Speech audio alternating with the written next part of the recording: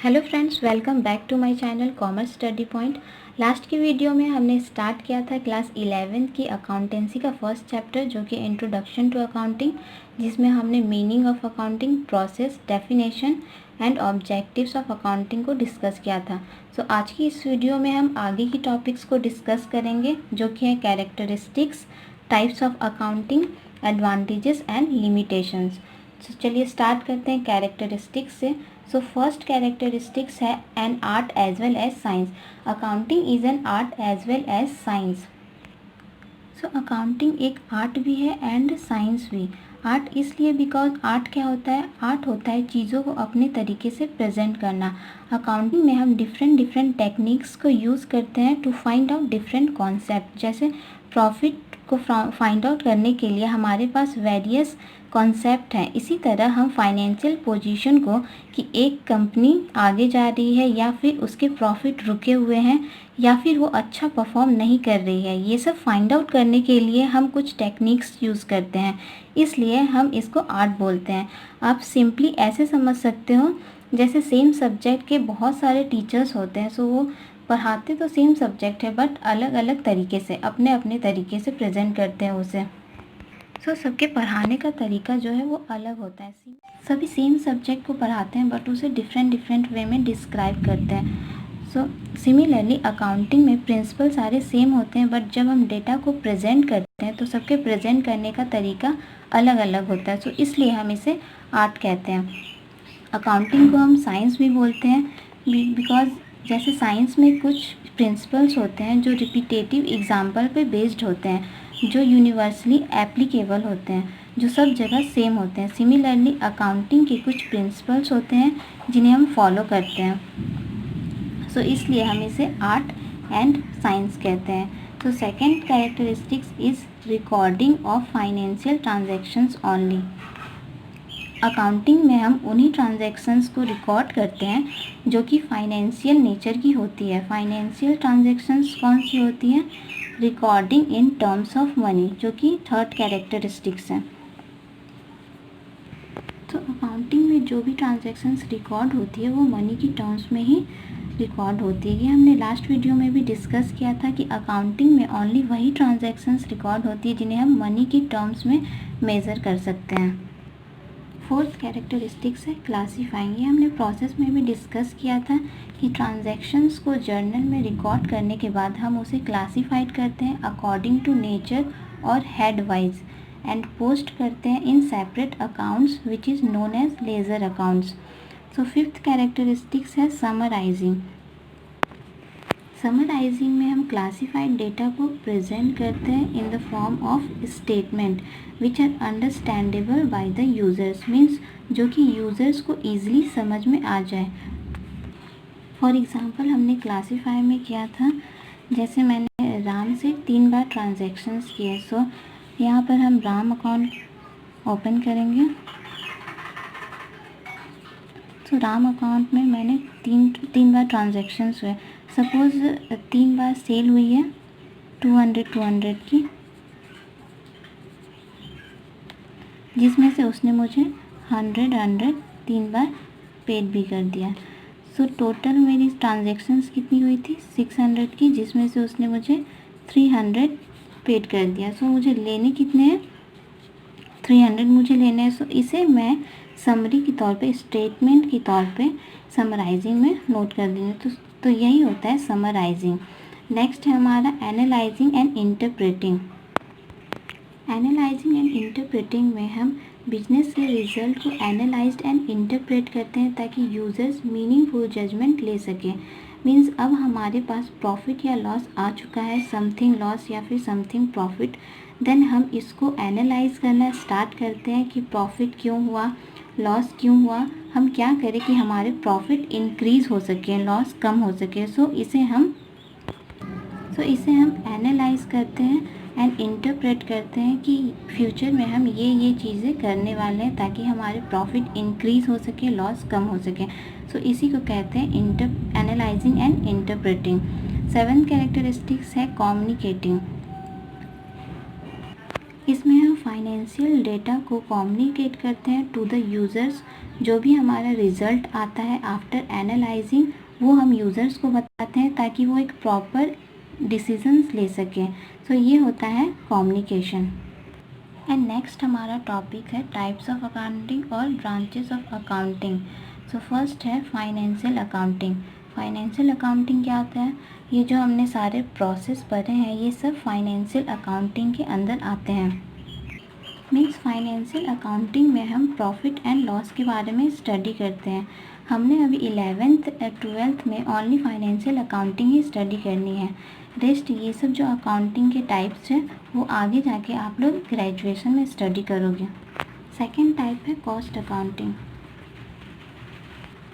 Cost accounting में हम factory से रिलेटेड जो भी मैटर्स होती है उसके बारे में स्टडी करते हैं, like total cost, cost per unit. For example like ये पेंसिल जो है इसकी मैन्युफैक्चरिंग में कितनी कॉस्ट आई है, तो ये सब हम कॉस्ट अकाउंटिंग में स्टडी करते हैं। थर्ड जो है मैनेजमेंट अकाउंटिंग। जैसे कि इसके नेम से ही पता चलता है मैनेजमेंट, मैनेज करना। ये वो अकाउंटिंग होती है जो मैनेजमेंट यूज़ करती है। मीन्स ऑफिसेस में जो भी टेक्निक्स यूज़ होती है प्रॉफिट इंक्रीज़ करने के लिए, कॉस्ट को कम करने के लिए, ये सब फाइंड आउट करने के लिए मैनेजमेंट अकाउंटिंग स्टडी करते हैं। फोर्थ जो है टैक्स अकाउंटिंग। टैक्स अकाउंटिंग में हम टैक्स से रिलेटेड जो भी मैटर्स होते हैं वो स्टडी करते हैं। So tax accounting is design to ensure that all current laws that change from year to year और rules and regulations are followed by business organization and individual taxpayers।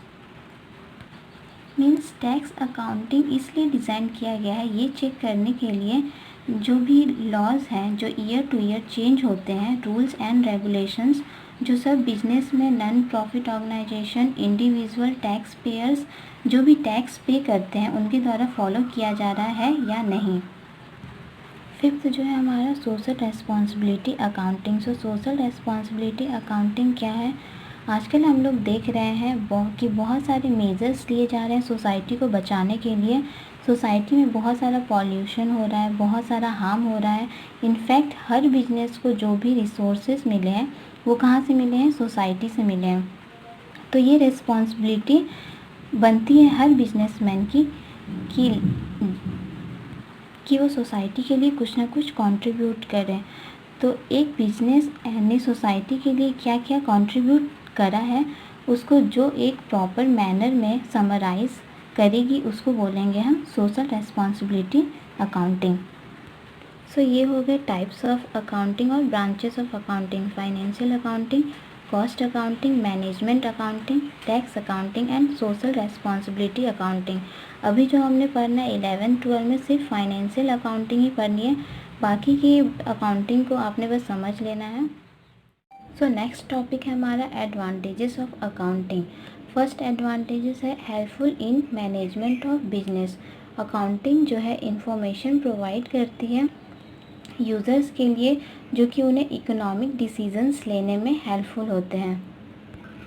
जब हमारे पास प्रॉपर वेल डिफाइंड सिस्टम होता है तो in future हमें चीज़ों को manage करने में आसानी होती है। फॉर एग्ज़ाम्पल जैसे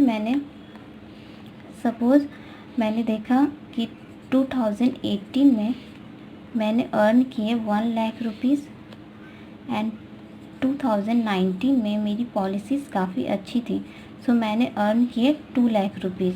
सो अब 2020 में मैंने इसी पे 2019 में मेरी पॉलिसीज़ काफ़ी अच्छी थी, सो मैं इसी पे बेस्ड प्लान बनाऊंगी ताकि 2020 में भी मेरी अर्न काफ़ी अच्छी हो। सो अकाउंटिंग जो होती है वो हेल्प करती है हमें बिजनेस को मैनेज करने में। सो सेकेंड एडवांटेजेस है प्रोवाइड सिस्टमैटिक रिकॉर्ड। अकाउंटिंग में जो है हमें सिस्टमैटिक एंड कंप्लीट रिकॉर्ड मिलता है जो कि अकाउंट प्रोवाइड करती है, क्योंकि अकाउंटिंग में सब सिस्टमैटिक वे में रिकॉर्ड होता है। सो थर्ड एडवांटेजेस है प्रोवाइड्स कंपैरेटिव स्टडी। अकाउंटिंग में जो कंपैरेटिव स्टडी भी होती है, जैसे मैंने यहाँ क्या किया, कंपेयर ही तो किया। जैसे 2020 को 2019 की अर्निंग से मैंने कंपेयर किया, सो अकाउंटिंग जो है एक कंपैरेटिव स्टडी भी प्रोवाइड करती है।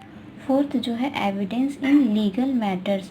अकाउंटिंग में हमारा एक कंप्लीट एंड सिस्टमैटिक रिकॉर्ड होता है according to specified principles and rules which is accepted by court as evidence. Means accounting में जो है चीज़ें स्पेसिफाइड एंड रूल से अकॉर्डिंगली रिकॉर्ड होती हैं जो कि कोर्ट्स में एज ए एविडेंस एक्सेप्टेड होती हैं, जो कि मान्य होती हैं। सो हम इसे कभी भी ज़रूरत पड़ने पर एज ए एविडेंस भी यूज़ कर सकते हैं in legal matters. And fifth advantages हैं helpful in raising loans. Accounting जो है हमें लोन लेने में भी मदद करता है। कैसे? जैसे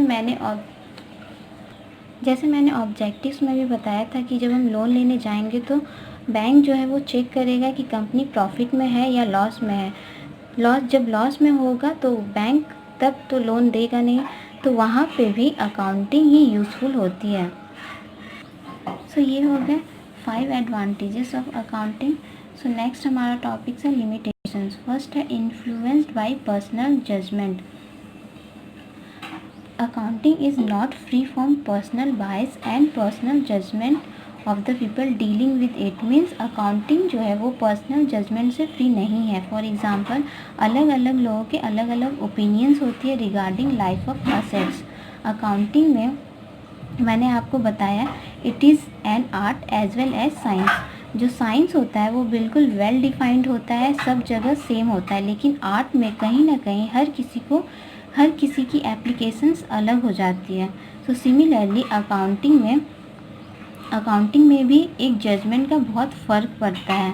जो अकाउंट्स बनाने वाले हैं, अकाउंट्स में बहुत सारे अजम्पशंस लेने पड़ते हैं, बहुत सारी चीज़ों को अज्यूम करना पड़ता है क्योंकि फ्यूचर का हमें कुछ पता नहीं है। आपने सपोज़ एक कार बाय किया है और आपको बुक्स में लिखना है कि कितने साल तक बिजनेस में रहेगी। सो हम एज्यूम ही तो करेंगे ना। हो सकता है मुझे लगा कि कार 10 साल चलेगी, आपको लगेगा कि कार 5 साल चलेगी। सो हर किसी का अजम्पशन अलग अलग होता है। सो इन दैट केस अकाउंट्स में वैल्यूज़ भी अलग अलग लिखी जाएंगी। सो यहाँ पे हो जाता है influence by personal judgement. Second जो लिमिटेशंस है वो है इनकम्प्लीट इन्फॉर्मेशन।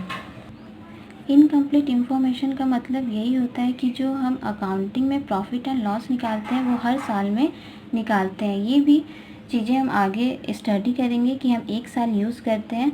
आप ये समझ लो फ़िलहाल एक टर्म के बाद निकालते हैं, वो 6 मंथ का भी हो सकता है, जनरली 1 ईयर का होता है।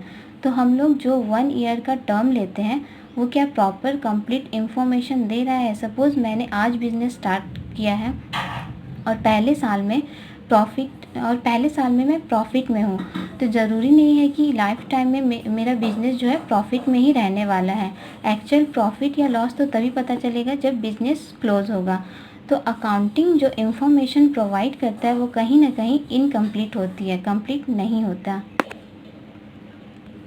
थर्ड जो लिमिटेशन है अकाउंटिंग की वो इग्नोर क्वालिटेटिव इन्फॉर्मेशन। अकाउंटिंग जो है ओनली वही इंफॉर्मेशन रिकॉर्ड करता है, अकाउंटिंग में वही इंफॉर्मेशन रिकॉर्ड होते हैं जो कि मनी की टर्म्स में हो।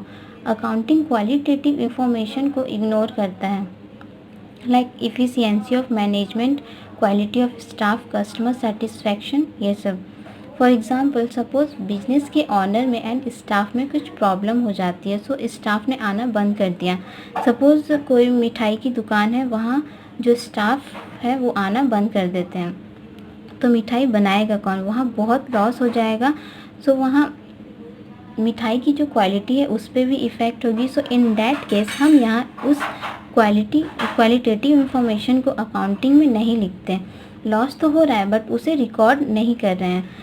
तो ये भी इसकी एक लिमिटेशंस है कि ये क्वालिटेटिव इंफॉर्मेशन को इग्नोर करता है। सो फोर्थ जो है हमारा affected by window dressing. This is very important. Window dressing means manipulation.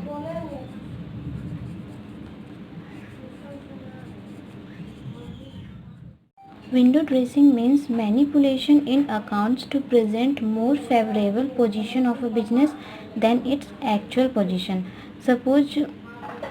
Suppose मुझे लोन लेना है। अब लोन लेने के लिए मैं बैंक जा रही हूँ तो बैंकर को मेरे लास्ट ईयर के प्रॉफिट देखने हैं। तो मैंने बोला ठीक है, तो सपोज़ मुझे यहाँ प्रॉफिट हो रही थी 1 लाख रुपीज़ की, बट मुझे जो है लोन लेने के लिए 2 लाख रुपीज़ प्रॉफिट चाहिए था। तो मैंने क्या किया, मैंने अपने बुक्स ऑफ अकाउंट्स को चेक किया। सो वहाँ पे 5 ऐसे कस्टमर थे जिन्होंने कहा था कि अगर सामान पसंद आया तो रखेंगे, नहीं तो फिर वापस कर देंगे। तो मैंने क्या किया, उसे भी सेल में दिखा दिया। सो अब क्या हो गया, मेरी 1 लाख की जो प्रॉफिट है वो 2 लाख में मैंने शो कर दिया। तो क्या वो मेरी रियल सेल थी? क्योंकि जब उन्हें पसंद आएगा तभी तो सेल होगी, नहीं तो अभी तो जस्ट वो ट्रायल के लिए ही ले गए हैं। तो मैंने क्या किया, उन 5 कस्टमर का सामान था उन्हें भी सेल में दिखाया। तो जब मैंने सेल दिखाई तो अकाउंट्स में मेरे प्रॉफिट तो इंक्रीज़ हो गए। वहाँ पे मेरा प्रॉफिट जो है 1 लाख से कितना हो गया, 2 लाख का हो गया। तो अगर मेरा वो 1 लाख का जो सामान है आ गया, जो कि आने के चांसेस हैं, तो प्रॉफिट तो 1 लाख का ही हुआ, बट मैंने क्या किया, यहाँ पे 2 लैक्स का प्रॉफिट दिखा दिया। Means in accounts there is a chance of manipulation. तो अकाउंट्स में कहीं ना कहीं विंडो ड्रेसिंग हो सकती है। तो ये भी एक बहुत बड़ा लिमिटेशन है अकाउंटिंग का। एंड मैनिपुलेशन के बहुत सारे एग्जाम्पल हो सकते हैं, वो हम आगे स्टडी करेंगे अकाउंट्स के बारे में जब थोड़ी सी नॉलेज बढ़ जाएगी आपकी। सो आज की वीडियो में इतना ही। आई होप कि आप लोगों को अच्छे से ये समझ में आया हो। इस चैप्टर की और भी 3 टॉपिक्स जो बची हुई है वो हम नेक्स्ट वीडियो में डिस्कस करेंगे।